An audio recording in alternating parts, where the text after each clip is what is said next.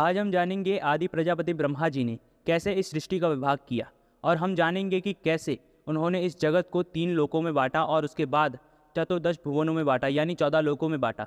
देखिए, सृष्टि 2 प्रकार की हुई है, मतलब सर्ग और विसर्ग। जो सृष्टि भगवान विष्णु ने की है उसे सर्ग कहा जाता है।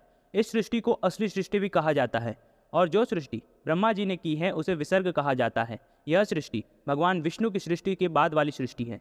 भगवान विष्णु की सृष्टि यानी ऐसा नहीं है कि उन्होंने ब्रह्मा जी को बनाया और फिर ब्रह्मा जी ने दूसरी सृष्टि की रचना की।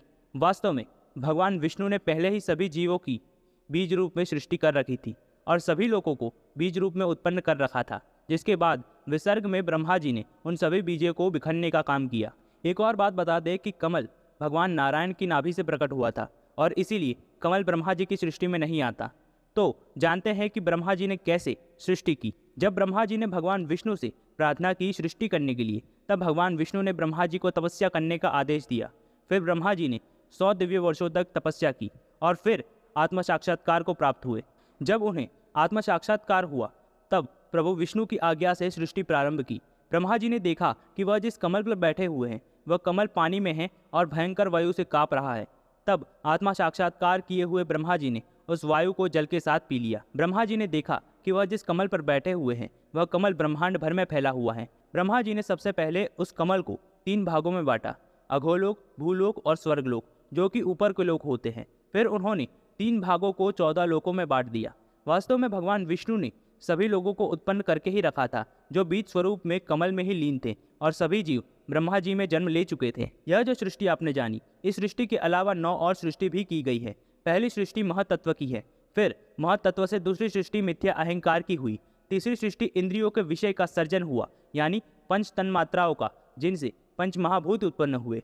चौथी सृष्टि है ज्ञान और कार्य क्षमता की या क्रिया शक्ति की। 5वीं सृष्टि है मन। छठी सृष्टि है जीव के अज्ञानतापूर्ण अंधकार की। यह 6 सृष्टि भगवान की बहिरंगा शक्ति से की गई प्राकृत सृष्टि है। अब जानते हैं कि ब्रह्मा जी ने कौन सी सृष्टि की। 7वीं सृष्टि जो कि ब्रह्मा जी ने की है, जो है अचर प्राणियों की, जिनमें फल, वृक्ष, पौधे सब आते हैं। 8वीं सृष्टि है निम्न जीवों की यानी पशुओं की, पक्षियों की।